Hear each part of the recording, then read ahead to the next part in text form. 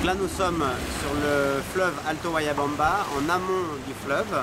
Les producteurs d'Acopagro qui cultivent le cacao se trouvent en aval de cette rivière.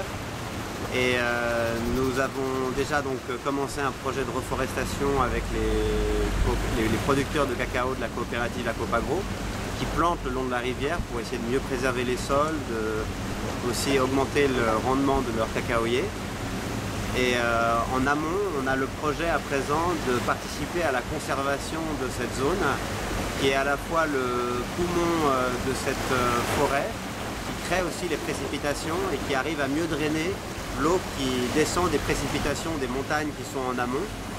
Et donc l'objectif, c'est une combinaison à la fois de la reforestation en collaboration avec les petits producteurs de la coopérative Acopagro sur leur lieu de plantation et sur des zones déjà déforestées, avec un projet de conservation des forêts existantes, puisqu'ici il y a une zone de plus de 127 000 hectares à préserver, qui est à la fois une énorme réserve de carbone. On estime que sur une forêt secondaire, on a environ 600 tonnes d'équivalent CO2 par hectare.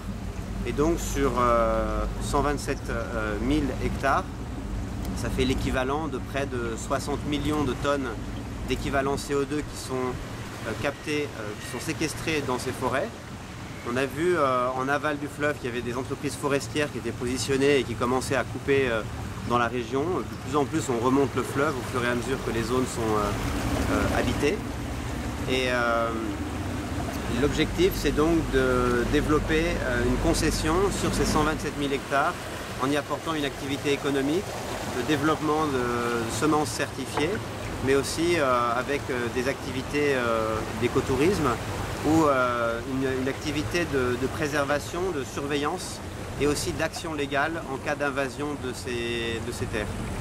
Et l'objectif serait donc de combiner l'activité agricole du cacao avec la reforestation et la préservation de zones encore intactes, qui crée en fait un écosystème global pour la vallée d'Alto Guayabamba et qui permet de sécuriser les revenus des producteurs à terme et puis de valoriser l'ensemble de cette région.